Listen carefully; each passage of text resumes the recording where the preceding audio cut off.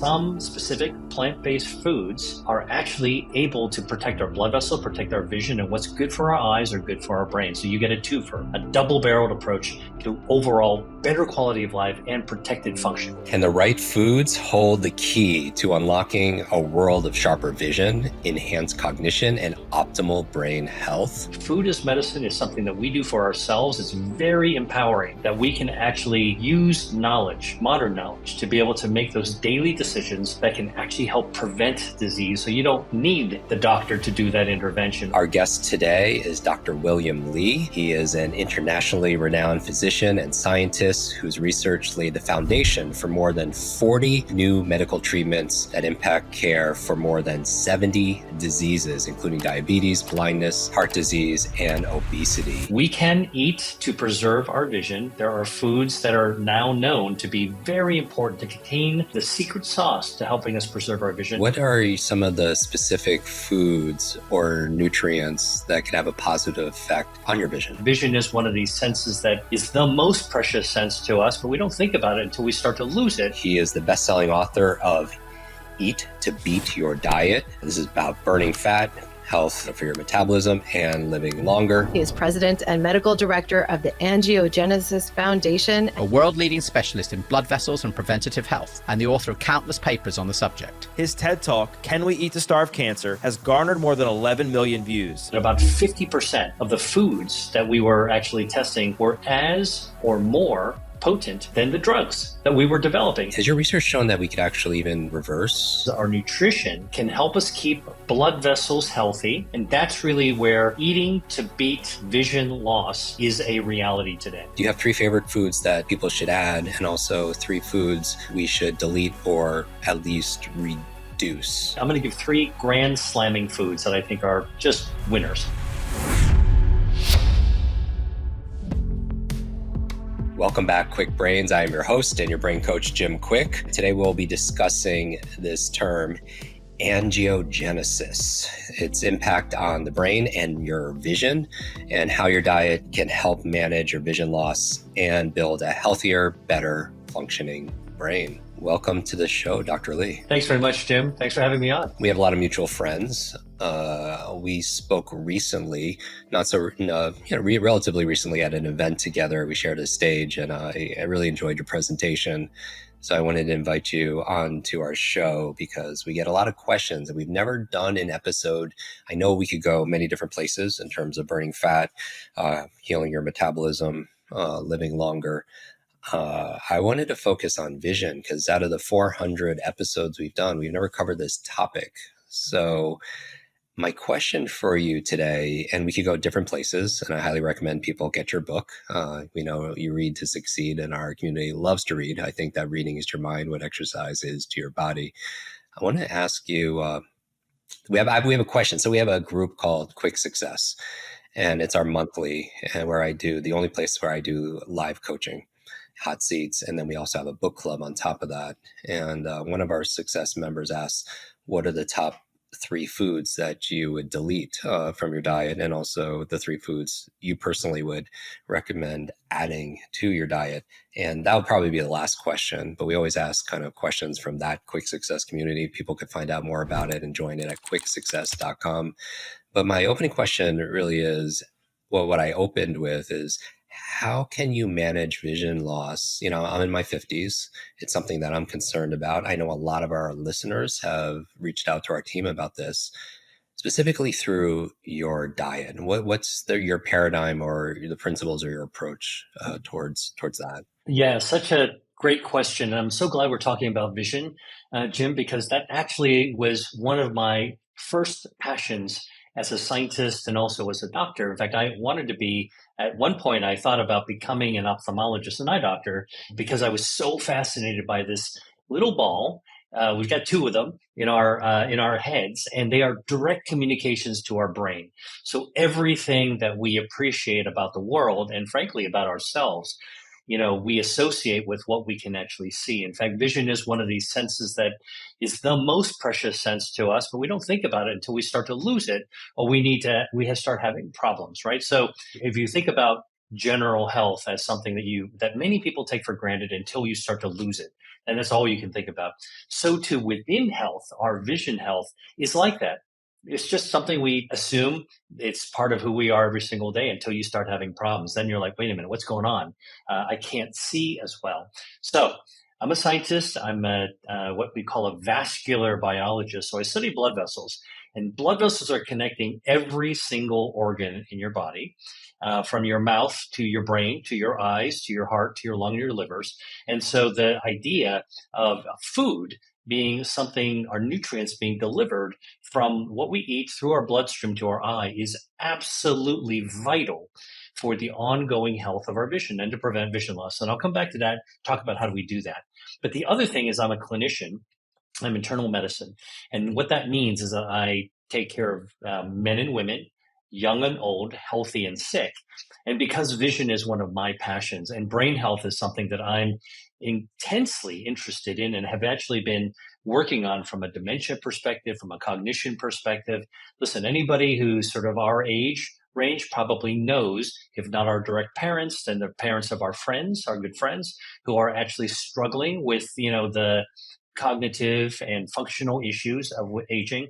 This is something that my research has actually been directly influencing. And because the eye is connected to the brain, in fact, the eye is the opening to the brain from a visual signal perspective, this is why what protects the eye also protects the brain.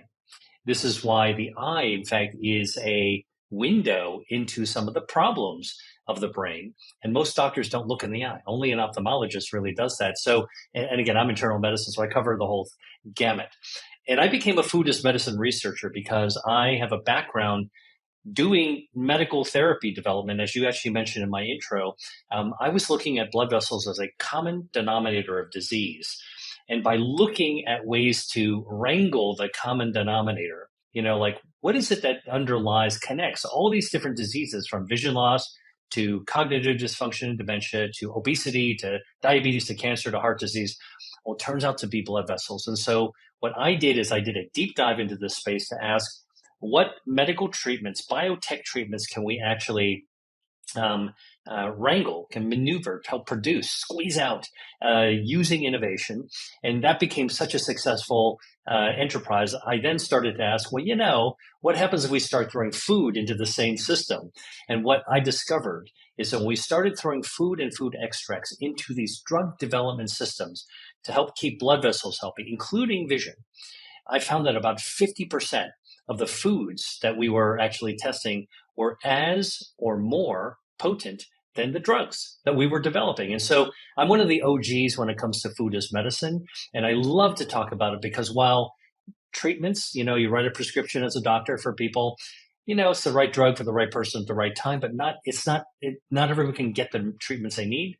Food as medicine is something that we do for ourselves. It's very empowering that we can actually use knowledge, modern knowledge, to be able to make those daily decisions that can actually help prevent disease. So you don't need the doctor to do that intervention. Or if you're actually having the doctor do the intervention, you can actually do something for yourself in addition to what the prescription actually does. So this all kind of comes all the way down to the fact that our vision is a window to our brain.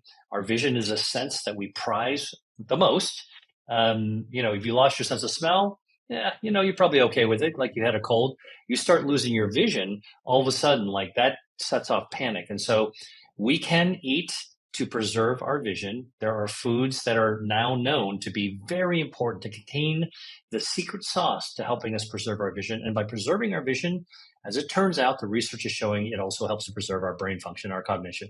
Why don't we start by defining the term that I used in the intro, angiogenesis? And so what is it and what role does it play in overall brain health and vision? Okay, angiogenesis. Angio is blood vessel. Genesis is how the body grows them. So angiogenesis is simply how our body grows and protects blood vessels.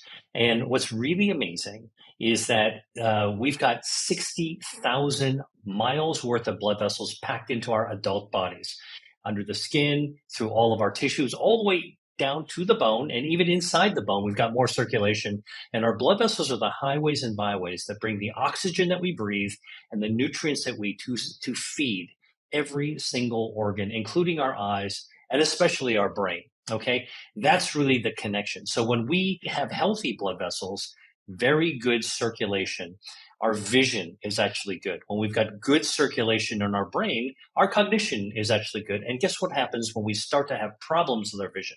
The most common causes of vision loss and cognitive loss is actually interference with the circulation of both our eyes and our brain. Not surprisingly, both are in our heads and our skull, connected to each other. And so this, sort of like what feeds the brain feeds the eye. What ails the brain also can ail the eye as well. So let's, use that as kind of a jumping off point to thinking about what research is teaching us. The most common cause of vision loss over the age of 60 is diabetes. For people with diabetes, is diabetic blindness. All right, high blood sugars marinate in your bloodstream all of the blood vessels. And when blood vessels are overly marinated with high blood sugar and all the consequences of what high blood sugar can do, including to your insulin and all the other hormones and metabolites in your body, you know what the blood vessels do? They actually start to shut down. And when the blood vessels shut down, it sparks new blood vessels to try to heal the shut down areas. And when that happens in the eye, it causes a big problem. And here's the reason why. Your eye, my eye, eyes, I should say plural, are crystal balls. Okay, think about them. They're a little bit smaller than a golf ball, and they're crystal clear. From the front of the eye, you get light. Wake up in the morning, you see the bright sunlight. That's light entering your eye, going through clear liquid. All right. It's like a fish tank with an aquarium. The light goes right in, goes through a hole, the pupil, and then goes right to the back of the eye. And the back of the eye, which is connected to the brain, there is a carpet of nerves. The carpet of nerves is called the retina.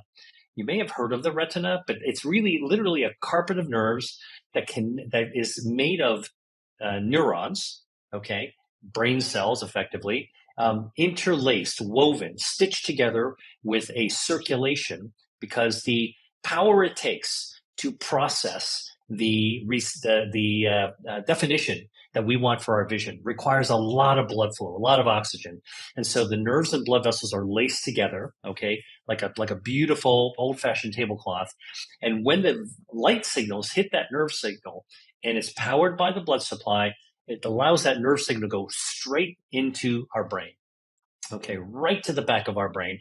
And basically, that's how we actually see. Now, the circulation, when it has to grow to overcome damaged blood vessels from a disease like diabetes, or there's something called macular degeneration, most common cause of blindness, vision loss in people over the age of 60 without diabetes. So it's when blood vessels are unhealthy, and they do the same thing. They react to their unhealthy state by trying to grow more of themselves in order to maintain the blood flow that is actually not adequate. And when the blood vessels grow in the eye, listen, this is a crystal clear ball. When extra blood vessels have to grow to compensate for problems in circulation, that's where there's not a lot of room for growing new blood vessels. And so when those new blood vessels grow, they grow abnormally from diabetes or aging, they leak. Now, I told you there's fluid in the eye. It's crystal clear. But when blood vessels leak, they're leaking cloudy fluid or they're leaking blood. Now, immediately, we put blood into this crystal clear aquarium. It's kind of like dumping, ink into your fish tank. What do you think is going to happen? You're not going to be able to see through that ink, right? And all of a sudden, you are losing vision. And so the most common causes of vision loss in the world are due to abnormal blood vessels, unhealthy blood vessels. And that's why some of the real breakthroughs that have come through the work I and other people have done is to develop anti-angiogenic blood vessel taming. Think about the lion tamer in the circus. Down, boy, okay? Down blood vessels, back to normal, beat them back into shape, prevent that leaking. That is actually the biggest breakthrough in the treatment of vision loss to prevent diabetic blindness and blindness from aging, from macular degeneration. Okay, now to get those treatments done, Jim, you got to inject in the eye. You got to put a needle in the eye, which nobody volunteers for. It works really well. So the question is, how can you avoid getting there to begin with? As you were just saying, at your age, my age, we don't want to ever get that needle in the eye. What can we actually do to help protect it? And this is where diet comes in, because our nutrition can help us keep blood vessels healthy, and they can also help to tame those blood vessels that might think about acting up. And that's really where eating to beat vision loss is a reality today. And before we get into some of these foods, our show is very, very, very tactical. And my promise to everybody is, we keep it, to a certain amount of time, but then also give people practical, pragmatic things that they can do that's simple and easy.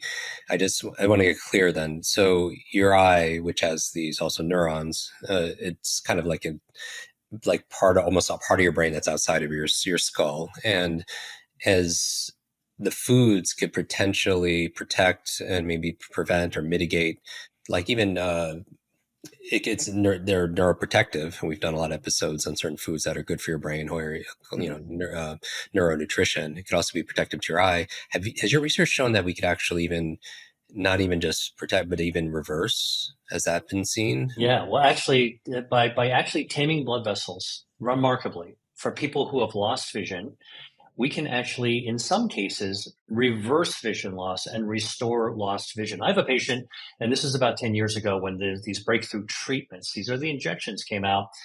Before that, there were no treatments, okay? I had a patient who was in her 80s. Her favorite thing was playing golf. It requires good vision to hit that ball and good coordination. And she was so bummed when she had macular degeneration. She couldn't see the golf ball. I got her on treatment. And in about 2 months, I got a call from her out of the blue. And she's like, guess where I'm calling you from, Dr. Lee? I'm calling you from the golf course. And I am playing my game and really scoring and doing really well at it again. You took me from not being able to see the ball to being able to see again. And in fact, I'm like, how did you get there? Her name was Gloria. And she said, because I knew she couldn't drive because of the vision loss. She was like, guess what? I drove myself as well. I got my license back because I could see again. So this is dramatic stuff when you actually tame and keep blood vessels healthy. And by the way, the same foods and approaches that actually maintain vascular health. This is what we're talking about. Blood vessels that you wouldn't normally look at. Like when you look in the mirror when you've had a late night out, okay, and you see your eyes are bloodshot, it's an example of how many blood vessels in your eye. The ones that count for vision, you can't see in the mirror. They're behind the eye. When you go to the eye doctor and they dilate your pupils and they put your chin on and they look deep, they're really looking at part of your brain. They're looking at that tapestry, the neurons that are there interlaced with blood vessels. We can see it all. Now, so the key thing is that the foods that actually can be used to protect that carpet of neurons interlaced with blood vessels, keeping those blood vessels healthy, taming those abnormal blood vessels, also turn out to be protective for the brain as well. And so here is sort of a twofer, right? You were talking about like the eye and the brain being outside of the skull. Here's a better way to think about it. The brain, like your skull, is really a 2-level house, okay?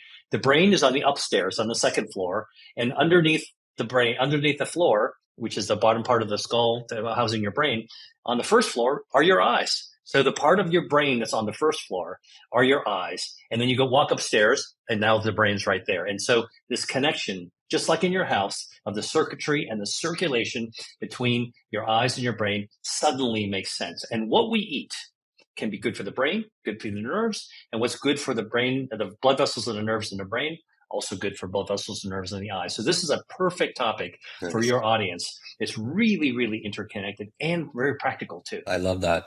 I want to remind everyone who's listening that this episode's not intended to be to diagnose or to treat any kind of medical condition. Obviously, talk to your qualified health practitioner. I'm saying this to protect people who are listening, and obviously for us also as well. So let's get into it. What are some of the specific foods or nutrients that could have a positive effect on your vision? For vision, one of the most profound clinical studies, biggest clinical studies on food and health was run about 20 years ago, started 20 years ago by the National Eye Institute. So this is sort of the, from the National Institute of Health, like a very credible group of researchers wanted to find out, could we prevent vision loss, right? Very important in an aging population, right? Because, people are working at an older age now, and if you can't see, you can't work. And so your productivity and quality of life go way down.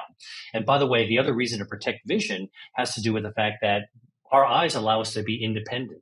As we get older, we all want to be independent. We want to do our own thing. And the problem is that if you can't see, you can't be independent. You can't even take your own medicines, right? And if you need them as an older person. So protecting vision was a big priority. So what was discovered is that there are dietary supplements that are made of the same things you can find in foods: zeaxanthin, lutein, carotenoids. Okay, and I'll come to the foods in a second. That when given to people in their 60s and 70s and 80s can dramatically reduce the risk of vision loss from macular degeneration. Amazing, right? So here's a dietary supplement that actually works. There's so much hubris about the salesmanship of dietary supplements.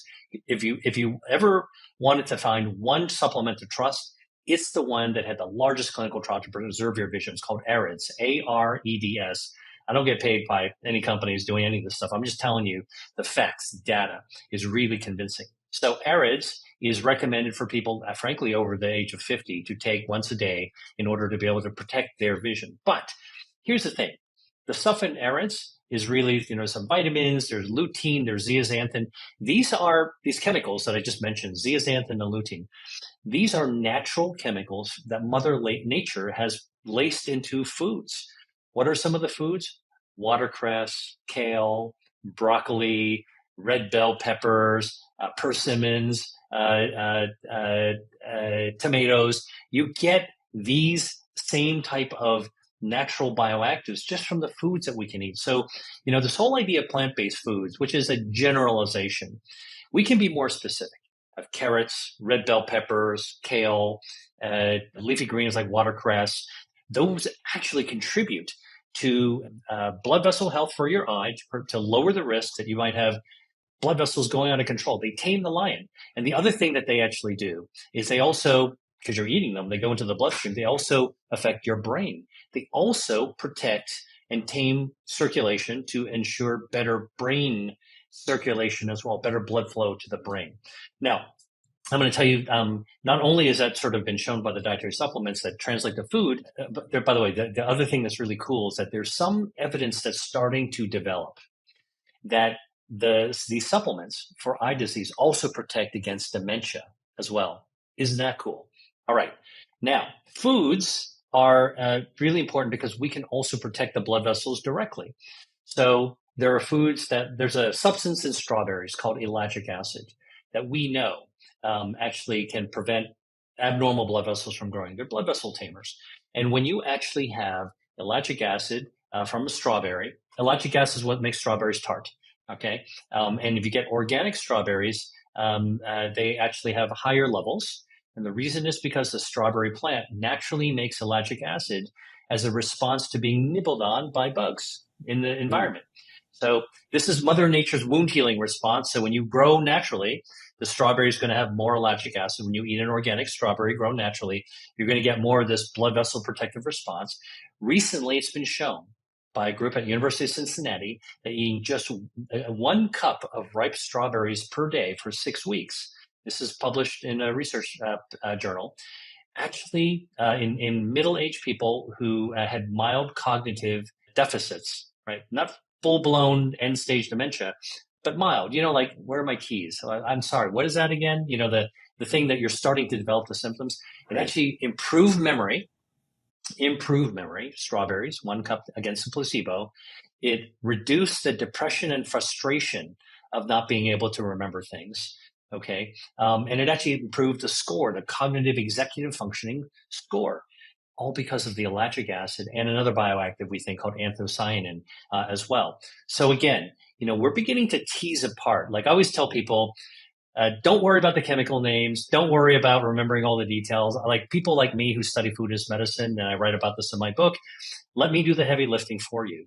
Let me tell you that what we're beginning to understand is that some specific plant-based foods are actually able to protect our blood vessel, protect our vision, and what's good for our eyes are good for our brain. So you get a twofer, a double-barreled approach to overall better quality of life and protected function. Yeah, certainly what you eat matters, especially for your gray matter, and your eye health and performance.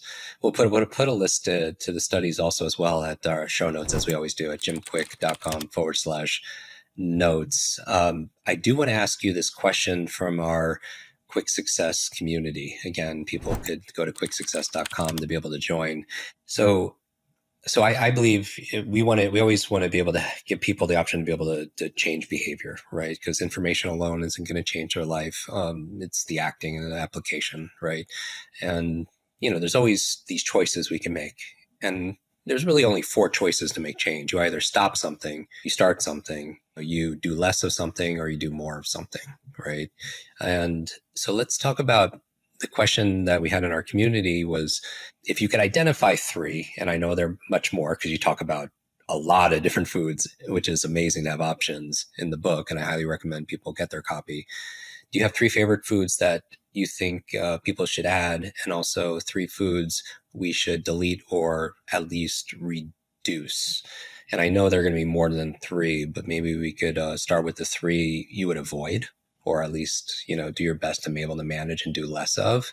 And then maybe we could talk about 3 that would be specifically, wonderful, not just for eyes, but just in general, your favorites. Are you a high achiever, constantly seeking that next level of success? Welcome to the Kwik Success program. It's a deep dive and support system to master your life and scale to new heights in personal and professional achievement. Included is our exclusive monthly book club, where we process transformative ideas from amazing books to level up your learning and your life. We also bring the author to the club to answer your burning questions. You can also participate in monthly live coaching calls with me, where your questions meet my decades of expertise. Simply go to kwiksuccess.com, that's KWIK success.com, and choose the plan that works best for you. Sure. Listen, this is, as you pointed out, this is a big area. Yeah. In my 2 books, Eat to Beat Disease and Eat to Beat Your Diet, I actually talk about more than 200 foods that are all been vetted and actually float to the top as super healthy. And I also identify a number of foods to cut down or cut out. But let's start with 3, right? Because people can remember 3s. And I love kind of like your framework of the 4 choices that you can actually make. So here are 3 things that I would actually tell you as a food as medicine researcher and as a clinician who wants to put rubber on the road to help people get started to do something for themselves. 3 things to actually avoid. All right, cut down or cut out. Let's call it that. Let's put it that way. Soda. I would say drinking soda, which is really popular. I grew up drinking soda, like most other people. Something to cut down and cut out. Lots and lots of added sugar to it. Okay, and even the diet sodas, which actually have non-nutritive artificial sweeteners, they actually can also damage our circulation and damage our brain function by in interfering with our gut health, which we're now beginning to realize is connected to our vision health and our brain health and our overall body health as well. So cut down or cut out sodas, whether it's diet or regular, number 1.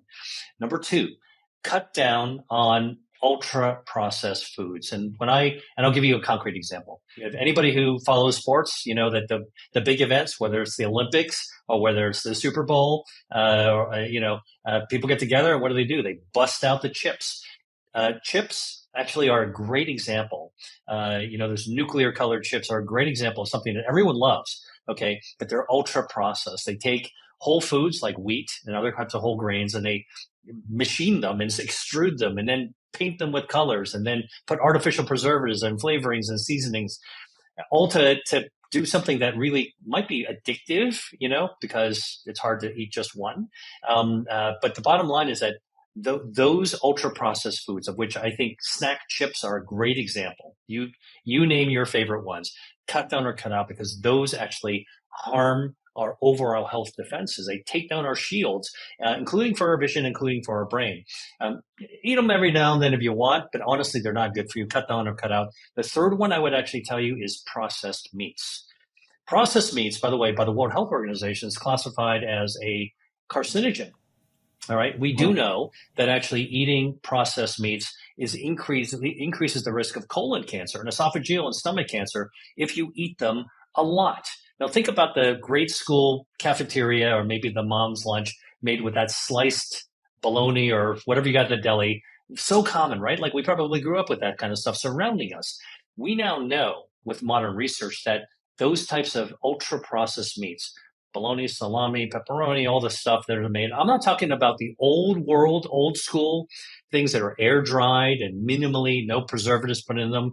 Those are a different type of product. I'm talking about the stuff you can buy cheap at the deli that are found everywhere. They're sliced onto your pizza, cut down and cut out.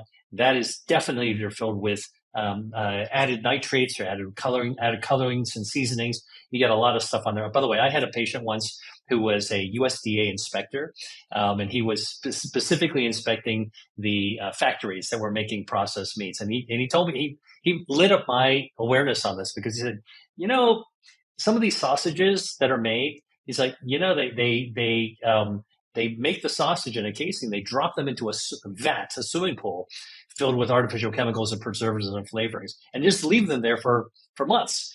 And then what happens is that, the casing wrinkles like your fingertips in a bathtub or in a swimming pool. And it's like, and that's basically what you're actually eating. And he's like, and I said, oh, really? That's alarming.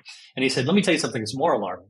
He's like, I used to wear rubber boots to go into this factory to inspect them. And he said, I'd have to change my boots every few months because the liquid on the floor would dissolve the rubber in my boots. And I'm like, all right, that's it. I get it. And so those are the three things that cut down or cut out: soda, regular diet, ultra processed foods like snacks and chips that are so common. And the third thing is processed meats. Look, if you want to have a little bit every now and then, it's probably fine. But these are the things that definitely cut down. Now that you have room, because you've eliminated or greatly reduced that, you subtracted, what are 3 foods that are your favorite that you would add? Okay. Now, if you want sort of what I call grand slammer foods, these are foods that do not just one thing, but they do multiple things to light up your life, light up your health, including vision, including brain health, including heart health, including muscle function. If you're trying to be fit and you're working out and you want better muscles, you need to regenerate your muscles. You need better blood flow. So I'm going to give 3 grand slamming foods that I think are just winners. Number 1, tea. All right.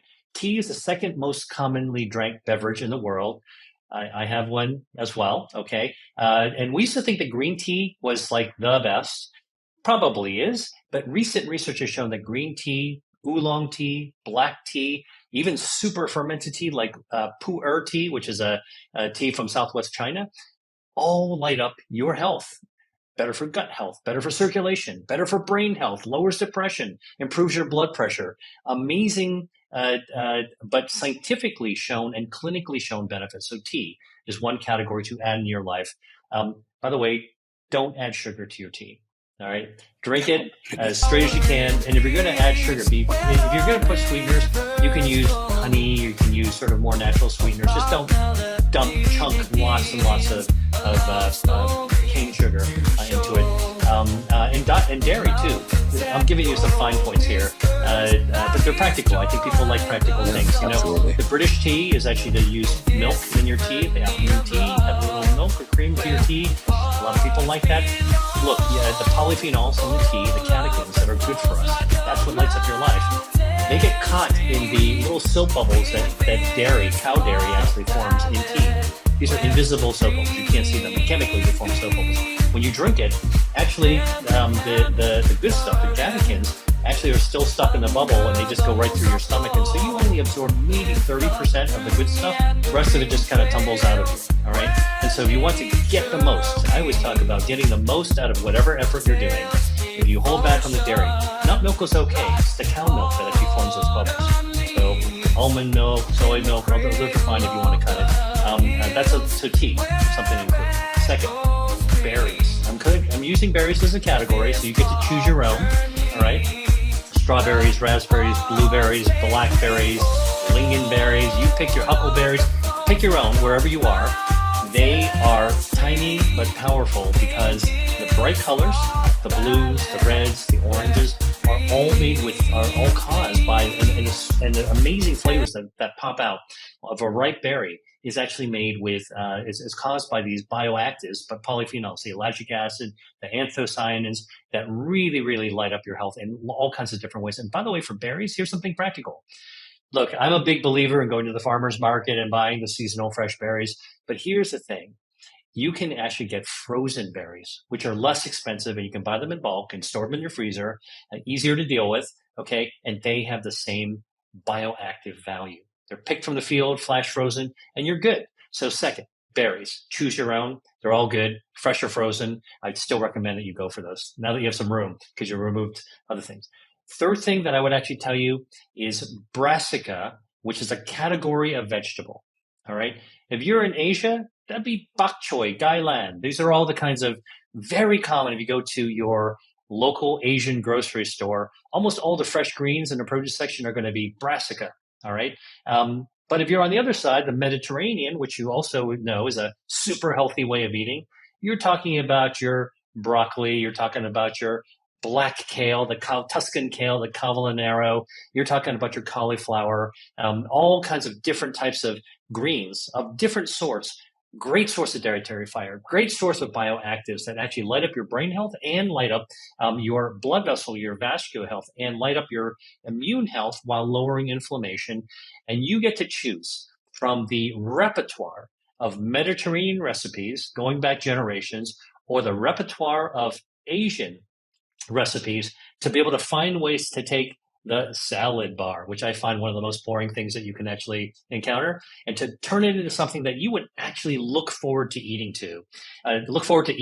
because it really tastes great. So the three things I would say: tea, berries, and this whole brassica side that you'd find in the produce section of either the Mediterranean market or grocery store or the Asian market. And now there's no excuse not to be able to find something green that you'd like to eat. That's absolutely fantastic. I know our listeners really appreciate that. And I want to remind our listeners that every day you have a chance because you can make new choices. Dr. Lee's given you like 3 things that you could reduce or eliminate, cut down or cut out. And then also 3 delicious options, because this can be delicious and nutritious, right? To be able to add for your family, for your team. People could implement this. We have a lot of people listen to this at corporations that can help decide on the food track of what they're feeding their employees also as well. And I just want to say that we've just covered a small fraction of what's in your book, Eat to Beat Your Diet, which is about burning fat, healing your metabolism, and living longer. Dr. Lee, where can people get more information about you, your work, your books? Where do you recommend? First of all, my 2 books, Eat to Beat Disease and Eat to Beat Your Diet, they can be found anywhere books are sold. Just go online, you can do an online order. There's nothing better to me than to hear about a book and then have it tomorrow at my doorstep, so you can do that. You can follow me on social. My handle is at Dr. William Lee, L-I is how you spell my last name, at Dr. William Lee. I'm on all the platforms, TikTok, Instagram, Facebook, X, you name it. And then, come to my website. It's drdrwilliamlee.com. I put out a free newsletter. Sign up for it because what my mission is to really absorb all this explosion of information. And I sort of put it through the truth filter, the data filter. I filter out the BS, the stuff that kind of like is rumor, hearsay, urban legend, and I try to take the good stuff, the gold, and then my mission is to get it out to as many people as possible. And because I like to cook, I like to do things in ways that people can actually put into their kitchen and do something with the same way that I would every day. I love that you're a foodie also as well. So I challenge everybody right now to take a screenshot wherever you're consuming this episode and on social media, post it, tag Dr. Lee, tag myself so we get to see it. And in that post, I'd love for you to share what you learned, a couple of key takeaways. So that way your followers, your fans, your family, your friends get to benefit because you learned something for 2 reasons. One, how you could be rewarded for it, but also you learn it on how you can help other people. And when you teach it and you share it, you kind of get to learn it twice. So I challenge everyone to be able to do that. As always, we'll put all the highlights and the resources here, including links to Dr. Lee's website, his socials, and some of the studies at jimkwik.com/notes. This episode, if you're listening on audio, is actually much longer. We put the extended version. We limit all the audio to 20 minutes or less, but on YouTube, make sure you subscribe, and you could get so many more gems and treasures there. Join our 1.4 million subscribers. We post daily there, and we'll put the extended version of this episode, if you're listening to this on audio, on YouTube. And please always share and leave a review. It's the greatest compliment you could give. So, Dr. Wimley, thank you so much for being on our podcast. And we really appreciate your time and your talent. Thanks, Jim. It's a real pleasure to speak with you. Awesome.